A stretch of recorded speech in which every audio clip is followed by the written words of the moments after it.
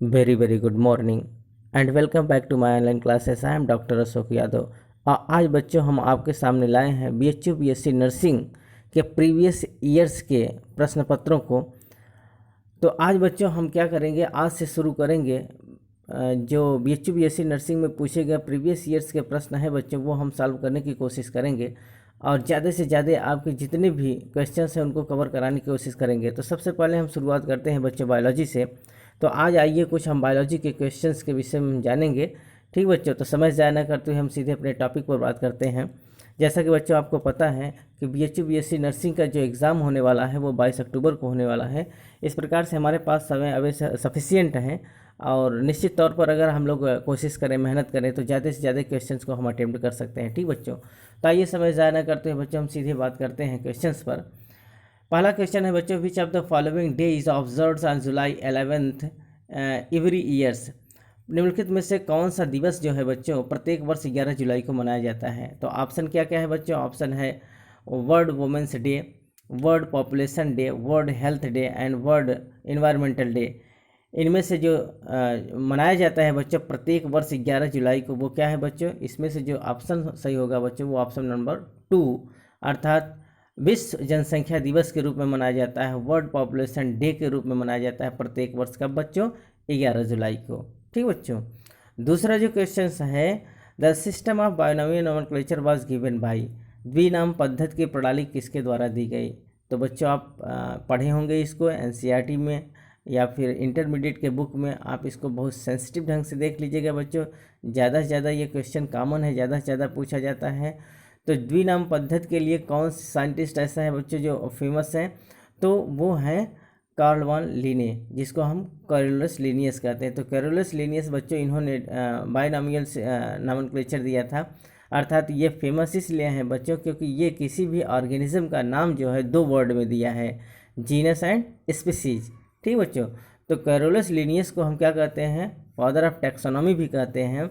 और Carolus Linnaeus ने ही सबसे पहले बच्चों किसी भी ऑर्गेनिज्म को 2 वर्ड से उनका नाम निकाला, 2 वर्ड से उनका नाम लिया जाता है, एक जीनस और दूसरा स्पीसीज। जैसे हम लोग होमो सैपियंस अर्थात जो मानव का वैज्ञानिक नाम है बच्चों, जो साइंटिफिक नाम है, जूलॉजिकल नेम जिसे हम कहते हैं, तो उसको क्या कहते हैं बच्चों? होमो सैपियंस, जिसमें से होमो क्या है? जीनस, और सैपियंस क्या है? स्पीसीज। तो इस प्रकार से बायोनॉमियल नोमेनक्लेचर किसने दिया बच्चों? ये कार्लोस लिनियस दिया, जिसको हम कार्ल वॉन लिने भी कहते हैं। और इनको हम क्या कहते हैं बच्चों? फादर ऑफ टैक्सोनॉमी भी कहते हैं। लेकिन अगर क्वेश्चन है कि ये पूछा जाए बच्चों कि टैक्सोनॉमी शब्द किसने दिया, तो the term taxonomy is given by APD condole. जो टैक्सोनॉमी शब्द है वो एपीडी कंडोल साहब ने दिया, जबकि फादर ऑफ टैक्सोनॉमी हम किसको कहते हैं? कैरोलस लिनियस को कहते हैं। और कैरोलस लिनियस ने ही बच्चों सबसे पहले बायोनॉमियल नोमेनक्लेचर को दिया, जिसमें उन्होंने किसी ऑर्गेनिज्म को 2 वर्ड से उनका नाम दिया, एक जीनस और दूसरा स्पीसीज। ठीक बच्चों, अगला जो क्वेश्चन है बच्चों, the karyotype of genetic disorder which exhibits gynaecomastia is. अनुवांशिक विकार का कैरियोटाइप, गुणसूत्र प्ररूप जो गायनिकोमेस्टिया को प्रदर्शित करता है, वो कौन सा इसका कॉम्बिनेशन है बच्चों? तो गायनिकोमेस्टिया के लिए जो अनुवांशिक विकार है बच्चों वो किस प्रकार के जेनेटिक ऑर्डर के द्वारा होता है? तो इसमें जो सही ऑप्शन होगा बच्चों वो क्या होगा? ऑप्शन में दिया है 44 + XYY, दूसरा है 44 + XXY, तीसरा है 44 + XXX और चौथा है 44 + XXYY। तो इसमें से जो ऑप्शन सही होगा बच्चों वो क्या होगा? वो ऑप्शन जो होगा बच्चों वो ऑप्शन नंबर 2 सही होगा, 44 + XXY। अर्थात इसमें क्या होता है बच्चों, एक यक्स क्रोमोसोम जो होता है वो एक्सेस हो जाता है, इसलिए इसमें जो कैरेक्टर होता है बच्चों किसी मेल में फीमेल के कैरेक्टर्स आ जाते हैं। ठीक बच्चों, तो इसमें क्या होता है जैसे ब्रेस्ट का इन्लार्जमेंट हो जाना, तो ये सब गायनिकोमेस्टिया माने क्या होता है बच्चों? अर्थात ब्रेस्ट का बड़ा हो जाना। तो ब्रेस्ट का जो इन्लार्जमेंट होता है बच्चों वो क्या होता है? Due to the karyotype genetic disorder की वजह से। और इसमें जो सही ऑप्शन होगा बच्चों वो क्या होगा? 44 + XXY। और इसमें क्या होता है? किसी मेल में फीमेल के कैरेक्टरिस्टिक आ जाते हैं। ठीक बच्चों, it is very most important. अगला क्वेश्चन है बच्चों, the tissue that is found below the skin and stored fat is. उत्तक जो त्वचा के नीचे पाया जाता है और वसा को संग्रहित करता है। अर्थात वो कौन सा उत्तक है बच्चों जो त्वचा के नीचे पाया जाता है, किस अच्छा जो वसा को संग्रहित करने वाला उत्तक है, जो त्वचा के नीचे एक उत्तक पाया जाता है बच्चों और वो वसा को संग्रहित करता है, तो कौन सा उत्तक है जहाँ वसा संग्रहित होता है, अर्थात जहाँ फैट डिपोजिशन होता है। तो कौन सा बच्चों? ऑप्शन में दिया है एपिथेलियल टिश्यू, एपिथेलियम टिश्यू, दूसरा है एरियोलर टिश्यू, तीसरा है एडिपोज टिश्यू और चौथा है मस्कुलर टिश्यू। तो इसमें जो ऑप्शन सही होगा बच्चों वो होगा ऑप्शन नंबर 3 एडिपोज टिश्यू। तो जो एडिपोज टिश्यू होता है बच्चों, ये क्या होता है, स्किन के नीचे एक टिश्यू पाया जाता है जिसको हम एडिपोज टिश्यू कहते हैं। और यही क्या होता है, जो एक्सेस वसा होता है, एक्सेस फैट होता है बच्चों, वो वहीं जाके कंजर्व हो जाता है। ठीक बच्चों, वहीं जाके वो क्या होता है, जमा हो जाता है, अकोमुलेट होता है। ठीक बच्चों, तो ये आप इसको रिमार्क कर लेंगे, बहुत इंपॉर्टेंट क्वेश्चन है कि उत्तक जो त्वचा के नीचे पाया जाता है और वसा को संग्रहित करता है, वो कौन सा उत्तक है बच्चों? एडिपोज टिश्यू है, या जिसको हम वसा उत्तक कहते हैं, जो वसा को संग्रहित करने का काम करता है। अगला क्वेश्चन है बच्चों, which of the following is not a characteristic of chordate. इसमें दिया गया जो ग्रुप है, इसमें से कॉर्डेट का कौन सा कैरेक्टर शो नहीं करता है। ठीक बच्चों, तो कॉर्डेट के कैरेक्टर्स में हम देखते हैं बच्चों कौन कौन सा ऐसा कैरेक्टर्स जो कॉर्डेट का शो नहीं। इसमें पूछा है which of the following is not a characteristic of chordate, जो कॉर्डेट का कैरेक्टरिस्टिक नहीं है। ऑप्शन है बच्चों पोस्ट एनल टेल प्रेजेंट, दूसरा है हार्ट इज वेंट्रल, तीसरा है वेंट्रल सेंट्रल नर्वस सिस्टम और चौथा है नोटोकॉर्ड इज प्रेजेंट। तो इसमें से क्या होता है बच्चों, आप इसको बहुत अच्छे से पढ़िए। इसमें ये पूछ रहा है कि कौन सा कैरेक्टर जो कॉर्डेट कैरेक्टर है वो नहीं शो कर रहा है, कौन सा कॉर्डेट कैरेक्टर नहीं है। तो कार्डेटा कैरेक्टर ये होता है बच्चों पोस्ट एनल टेल पाया जाता है, कार्डेटा का ये कैरेक्टर है। दूसरा है हार्ट इज वेंट्रल, ये भी सही है, ये भी होता है। तीसरा जो है बच्चों वेंट्रल सेंट्रल नर्वस सिस्टम, ये कार्डेट का कैरेक्टर नहीं है, अर्थात ऑप्शन यही सही होगा बच्चों। अर्थात इसमें क्या होता है डॉर्सल सेंट्रल नर्वस सिस्टम पाया जाता है, जबकि इसमें क्या कर रहा है वेंट्रल सेंट्रल नर्वस सिस्टम, ये कार्डेट का कैरेक्टर नहीं होता है।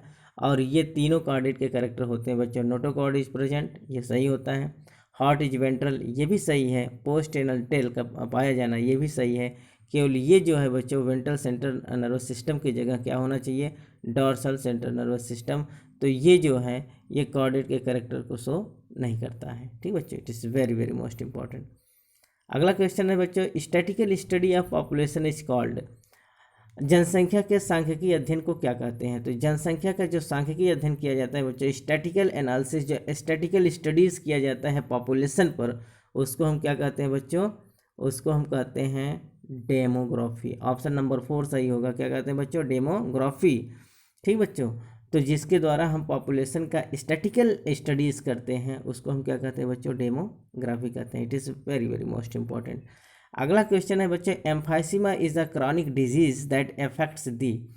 एम्फाइसीमा एक प्रकार का क्रॉनिक डिजीज होता है बच्चों, जो किसको प्रभावित, कौन सा अंग है जिसको एम्फाइसीमा प्रभावित करता है? ये एक प्रकार का क्रॉनिक डिजीज होता है बच्चों। ऑप्शन है लंग्स, दूसरा हार्ट, तीसरा स्टमक और चौथा लीवर। तो इसमें जो सही ऑप्शन होगा बच्चों वो होगा ऑप्शन नंबर 1। तो जो ऑप्शन नंबर 1 है बच्चों ये फेफड़े को प्रभावित करता है। तो एम्फाइसीमा एक प्रकार का क्रॉनिक डिजीज़ है जो किसको प्रभावित करता है? लंग्स को, फेफड़े को प्रभावित करता है। ठीक बच्चों, it is very very most important. अगला क्वेश्चन है बच्चों two genetically different organism so similar adaptations due to. दो अनुवांशिक रूप से भिन्न जीव निम्न के कारण समान अनुकूलन दिखाते हैं। अर्थात दो अनुवांशिक रूप से जो भिन्न ऑर्गेनिज्म हैं वो क्या करते हैं बच्चों? एक समान अनुकूलन दिखाते हैं। वो कौन है बच्चों? पहला ऑप्शन है म्यूटेशन, दूसरा है कोइवोल्यूशन, तीसरा है कन्वर्जेंट इवोल्यूशन और चौथा है डाइवर्जेंट इवोल्यूशन। तो इसमें जो ऑप्शन सही होगा बच्चों वो ऑप्शन नंबर 3 सही होगा, कन्वर्जेंट इवोल्यूशन। तो कन्वर्जेंट इवोल्यूशन क्या होता है बच्चों? ये अनुवांशिक रूप से भिन्न तो होते हैं, अनुवांशिक रूप से भिन्न है, परंतु ये समान एडाप्टेशंस को क्या करते हैं बच्चों? शो करते हैं। ठीक बच्चों, अगला क्वेश्चन जो है drugs addicts exhibits which of the following withdrawal symptoms. एक ड्रगिस्ट है बच्चों, एक जो ड्रग एडिक्टर है अर्थात नशे का आदी पर्सन है, निम्न में से किस प्रकार के लक्षण को दिखाता है? एक जो एडिक्टर है बच्चों, जो नशा करने वाला आदी आदमी है, उसमें कौन कौन से लक्षण दिखाई देंगे? ऑप्शन दे रहा है बच्चों, कौन कौन सा ऑप्शन है? पहला है, थोड़ा सा इसको इनलार्ज कर लेते हैं, ये उपरोक्त सभी नीचे आना चाहिए बच्चों। इसमें पहला है सेकेंडस वनली, अर्थात केवल कंपन होना। दूसरा है नॉजिया एंड स्वेटिंग वनली, और तीसरा है एंजाइटी वनली। तो इसमें जो ऑप्शन सही होगा बच्चों, वो होगा ऑप्शन नंबर 1, उपरोक्त सभी। क्यों? क्योंकि जो नशा करने वाला आदमी होता है, नशे का आदी जो आदमी होता है बच्चों, उसमें कंपन भी होता है, उसका शरीर पूरा क्या होता है, कांपता रहता है। दूसरा, उसमें मतली और पसीना दोनों आता है बच्चों, अर्थात उसमें नॉजिया और स्वेटिंग होता है। और दूसरा अगला जो होता है बच्चों, वो एंजाइटी होता है, अर्थात उसमें तनाव बना रहता है। तो ये सारे लक्षण उसमें दिखाई देते हैं। किसमें बच्चों?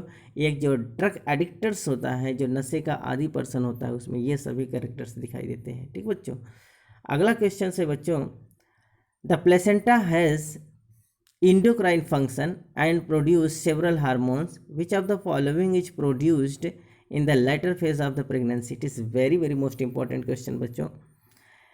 The placenta has endocrine function, जो प्लेसेंटा होता है बच्चों, वो इंडोक्राइन फंक्शंस को प्रदर्शित करता है, इंडोक्राइन फंक्शन इसमें होता है। एंड प्रोड्यूसेस सेवरल हार्मोन्स, और इससे बहुत सारे हार्मोन्स का सिक्रेशंस होता है। Which of the following is produced in the later phase of the pregnancy? कह रहा है कि प्रेगनेंसी के लेटर फेज में क्या उत्पन्न होता है। तो हिंदी अगर देखें बच्चों, तो इसका गर्भनाल या प्लेसेंटा का अंतर स्राविक्रिया कार्य होता है, और यह कई हार्मोन्स पैदा सिक्रेट करता है। निम्नलिखित में से कौन सा गर्भावस्था के पश्च चरण में उत्पन्न होता है? तो इसमें जो ऑप्शन दिया है बच्चों, पहला है प्रोजेस्टेरॉन, दूसरा है प्रोजेस्टेरॉन, दूसरा है एस्ट्रोजन, तीसरा है रिलैक्सिन, और चौथा है ह्यूमन कोरियोनिक गोनाडोट्रोपिन। तो बच्चों अगर हम ये देखें, तो ये जो प्रोजेस्टेरॉन, एस्ट्रोजन, रिलैक्सिन और ह्यूमन कोरियोनिक गोनाडोट्रोपिन है बच्चों, इनमें से जो ऑप्शन सही होगा वो होगा ऑप्शन नंबर 3, जिसको हम क्या कहते हैं बच्चों, रिलैक्सिन। तो रिलैक्सिन एक ऐसा इंडोक्राइन हार्मोन्स है बच्चों, जो ड्यूरिंग प्रेगनेंसी सीक्रेट्स होता है, और ये क्या करता है बच्चों, ये पार्चुरेशंस के समय प्यूबिक सिम्फाइसिस को, अर्थात ये पेल्विस को फैलाने का काम करता है, प्यूबिक सिम्फाइसिस को रिलैक्स कर देता है, फैला देता है, जिसकी वजह से बच्चा आसानी से बाहर आ जाता है। तो जो पेल्विक गर्डिल होता है बच्चों, पेल्विक गर्डिल को, प्यूबिक सिम्फाइसिस को रिलैक्स करने का काम जो करता है वो कौन करता है बच्चों? रिलैक्सिन हार्मोन्स करता है। ये क्या करता है? पूरे पेल्विक गर्डिल को फैला देता है, और प्यूबिक सिम्फाइसिस को क्या करता है बच्चों? रिलैक्स कर देता है, जिससे बच्चा आसानी से बाहर आ जाता है। तो ये रिलैक्सिन हार्मोन्स एक प्रकार का इंडोक्राइन हार्मोन्स है, जो प्रेगनेंसी के समय क्या होता है बच्चों, ये सीक्रेट्स होता है। At the time of the parturition, जब बच्चे का जन्म होता है, शिशु को जन्म होने लगता है बच्चों, उस समय क्या होता है? रिलैक्सिन हार्मोन सीक्रेट होता है, प्यूबिक सिम्फाइसिस से रिलैक्स होता है, और ये क्या करता है? पेल्विक गर्डिल को फैला देता है, जिससे बच्चा आसानी से बाहर आ जाता है। तो कौन सा ऑप्शन सही होगा बच्चों? ऑप्शन नंबर 3, जिसको हम क्या कहते हैं? रिलैक्सिन कहते हैं। It is very most important. Human chorionic gonadotropin hormones क्या होता है बच्चों? ये प्रेगनेंसी टेस्ट के लिए यूज होता है, अर्थात ये हार्मोन्स क्या होता है? प्रेगनेंसी को बताता है। ठीक बच्चों, अगले क्वेश्चन की ओर हम आते हैं बच्चों, देखते हैं। Peptic cell in the gastric gland secretes, जो गैस्ट्रिक ग्लैंड, जो हमारा स्टमक होता है बच्चों, इसके गैस्ट्रिक ग्लैंड के अंदर जो पेप्टिक सेल पाया जाता है, उससे कौन सा एंजाइम सीक्रेट्स होता है? आइए जानते हैं इसके विषय में। पहला ऑप्शन है बच्चों इंट्रिंसिक फैक्टर्स, दूसरा है म्यूकस, तीसरा है हाइड्रोक्लोरिक एसिड, और चौथा है पेप्सिनोजन। तो इसमें जो सही ऑप्शन होगा बच्चों, वो ये होगा ऑप्शन नंबर 4, पेप्सिनोजन। जो ये पेप्सिनोजन है बच्चों, ये एक प्रकार का इनएक्टिव एंजाइम होता है, जो पेप्टिक सेल से निकलता है, और जैसे ही ये बच्चों हमारे स्टमक के ल्यूमेन में आ जाता है, वैसे स्टमक में क्या पाया जाता है? स्टमक के ल्यूमेन में हाइड्रोक्लोरिक एसिड यहाँ पाया जाता है, और जैसे ही बच्चों ये पेप्सिनोजन हाइड्रोक्लोरिक एसिड के कांटेक्ट में आता है, तो हाइड्रोक्लोरिक एसिड इसको एक्टिव बना देता है, और फिर ये पेप्सिनोजन पेप्सिन में बदल जाता है, और ये पेप्सिन क्या करता है बच्चों? प्रोटीन का पाचन करता है। तो ये जो पेप्सिनोजन है बच्चों, पेप्सिनोजन एक प्रकार का इनएक्टिव प्रोटियोलिटिक एंजाइम होता है, जो प्रोटीन को पचाने का काम करता है। लेकिन शुरू में बच्चों ये पेप्टिक सेल में क्या होता है? इनएक्टिव फेज में रहता है। ये इनएक्टिव फेज में बच्चों इसलिए रहता है क्योंकि अगर ये एक्टिव फेज में होता तो ये क्या करता है? पेप्टिक सेल में पाए जाने वाले जो प्रोटीन्स होते हैं बच्चों, क्योंकि ये प्रोटीन का पाचन करता है, तो पेप्टिक सेल में जो प्रोटीन होते हैं उन प्रोटीन को ही पचाने का काम करने लगता है ये, और पूरे सेल को क्या कर देता है बच्चों, डाइजेस्ट कर देता है, और फिर पेप्सिन का सिक्रेशन ना होने पाता। इसलिए बच्चों ये वहाँ एक्टिव ना होकर जैसे हमारे स्टमक के अंदर आता है वैसे ये क्या हो जाता है, हाइड्रोक्लोरिक एसिड इसको एक्टिव कर देता है और ये पेप्सिनोजन पेप्सिन में बदल जाता है और ये फिर प्रोटीन को पचाने का काम करता है। अब आप ये सोच रहे होंगे कि जब ये पेप्टिक सेल में पेप्टिक सेल के प्रोटीन को पचाने का काम कर सकता है, वहाँ उसके सेल को डाइजेस्ट कर सकता है, तो क्या स्टमक में आएगा तो स्टमक के जो ल्यूमेन है बच्चों, जो दीवार है, उसके भी जो प्रोटीन होते हैं, प्रोटीन वाले सेल को उसको डाइजेस्ट कर सकता है। आप ये भी सोच रहे हो कि स्टमक में जो पाए जाने वाले प्रोटीन हैं उनको भी डाइजेस्ट कर सकता है, तो यहाँ इसलिए डाइजेस्ट नहीं कर सकता बच्चों, क्योंकि जैसे ही स्टमक के अंदर आता है तो स्टमक के ल्यूमेन के पास में ही लगा हुआ एक मोटा लेयर पाया जाता है जिसको हम म्यूकस कहते हैं। और ये जो म्यूकस होता है बच्चों, म्यूकस क्या करता है, उसके स्टमक के वॉल को प्रोटेक्शन प्रदान करता है, जिसकी वजह से वो नेक्रोटिक नहीं हो पाता, जिसकी वजह से वो डाइजेस्ट नहीं हो पाता है। ठीक बच्चों, जबकि जब पेप्टिक सेल में होगा तो चूँकि पेप्टिक सेल में किसी प्रकार का कोई म्यूकस का लेयर नहीं पाया जाता है बच्चों, इसलिए वो सीधे पेप्टिक सेल के प्रोटीन को ही डाइजेस्ट कर सकता है, इसलिए वहाँ ये इनएक्टिव फेज में होता है। लेकिन जैसे ही स्टमक में आ जाता है ये एक्टिव फेज में आ जाता है। कौन इसको एक्टिव करता है बच्चों, इसको हाइड्रोक्लोरिक एसिड एक्टिव करता है। तो सबसे पहले पेप्सिनोजन जो होता है पेप्टिक सेल में इनएक्टिव फेज में रहता है, और जैसे ही ये स्टमक वॉल में आ जाता है, स्टमक के ल्यूमेन में आ जाता है बच्चों, ये हाइड्रोक्लोरिक एसिड के इन कॉन्टैक्ट में आता है और फिर ये पेप्सिनोजन एक्टिव फॉर्म में पेप्सिन में बदल जाता है और ये पेप्सिन प्रोटीन का डाइजेशन करता है। It is very very most important. तो ऑप्शन कौन सा ही होगा बच्चों, पेप्सिनोजन। तो एक प्रकार का ये जो पेप्टिक सेल होता है बच्चों, यहाँ के गैस्ट्रिक ग्लैंड होते हैं और गैस्ट्रिक ग्लैंड से सीक्रेट होने वाला जो एंजाइम है बच्चों, वो कौन सा है, पेप्सिनोजन, और ये एक प्रकार का इनएक्टिव एंजाइम होता है। ठीक बच्चों, अगला क्वेश्चन है बच्चों, Plasmodium requires two host to complete its life cycle, in which host does the gametes productions takes place. Plasmodium vivax जो होता है बच्चों, सॉरी प्लाज्मोडियम जो होता है बच्चों, इनमें दो होस्ट पाए जाते हैं, अर्थात ये डाइजेनेटिक पैरासाइट्स होता है। ठीक बच्चों, अर्थात इसमें क्या होता है बच्चों, दो होस्ट पाए जाते हैं, man as well as the मादा एनाफिलीज। एक जो मादा एनाफिलीज होता है फीमेल मॉस्क्यूटो बच्चों, जिसको हम मादा एनाफिलीज कहते हैं, और एक जो होता है वो ह्यूमन होता है। तो इसका जो लाइफ साइकिल होता है बच्चों वो दो पोषदों में पूरा होता है, अर्थात ये डाइजेनेटिक पैरासाइट्स होता है। तो इसमें ये पूछा जा रहा है कि इसका जो गैमीट प्रोडक्शन होता है बच्चों, गैमीट प्रोडक्शन किस होस्ट में होता है। तो ऑप्शन पहला क्या है बच्चों, नानाजी दिया है, दूसरा है फीमेल एनाफिलीज मॉस्क्यूटो, तीसरा है मेल एनाफिलीज मॉस्क्यूटो, और चौथा है मैन। तो इसमें जो ऑप्शन सही होगा बच्चों, वो कौन सा ऑप्शन सही होगा, वो होगा मैन, ऑप्शन नंबर 4। ठीक बच्चों,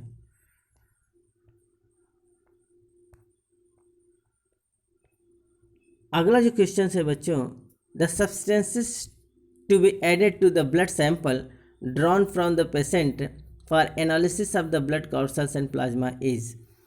अर्थात क्वेश्चन ये कह रहा है बच्चों, रक्त कणिकाओं और प्लाज्मा के एनालिसिस के लिए, विश्लेषण के लिए किसी रोगी से जो ब्लड का नमूना निकाला जाता है, ब्लड का सैंपल जो लिया जाता है बच्चों, उसको कोगुलेशन से जमने से बचाने के लिए उसमें क्या डाला जाता है।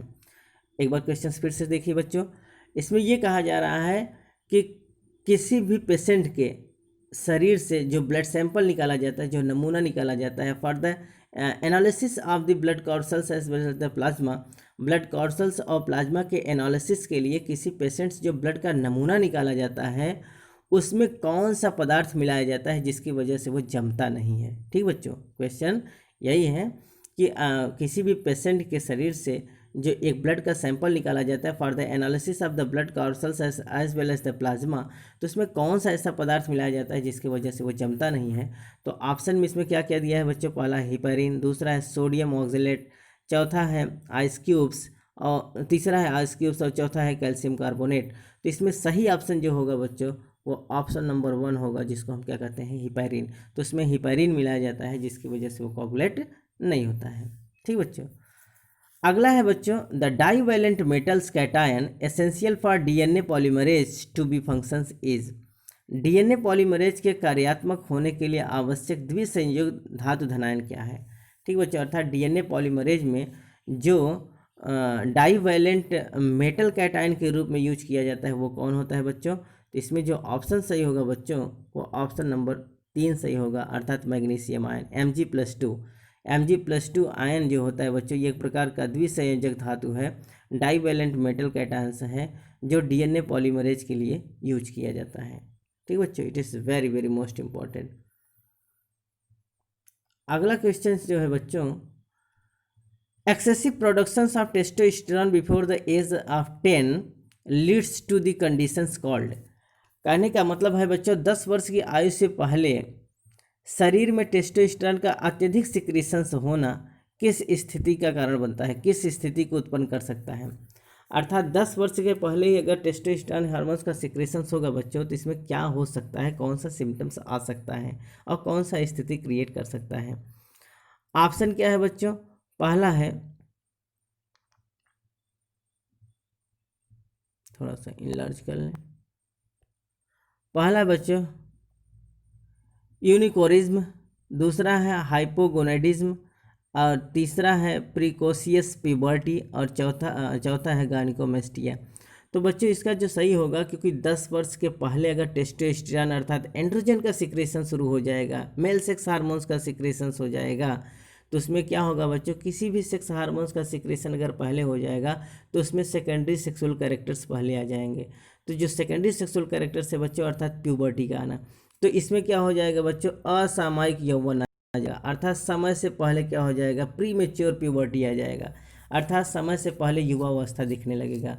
अर्थात 10 वर्ष के पहले ही अगर टेस्टोस्टेरोन हार्मोन्स का सिक्रेशन, एंड्रोजन का सिक्रेशन होने लगेगा तो इसमें सेकेंडरी सेक्सुअल कैरेक्टर्स का फॉर्मेशन पहले होने लगेगा, और इसमें क्या हो जाएगा, यौवन अवस्था जो होता है, प्यूबर्टी जो होता है बच्चों वो समय से पहले आ जाएगा। तो इसको असामयिक यौवन कहते हैं, अर्थात ये प्रिकॉशियस प्यूबर्टी पहले आ जाएगा। ठीक बच्चों, तो ऑप्शन इसमें कौन सा सही होगा, ऑप्शन नंबर 3।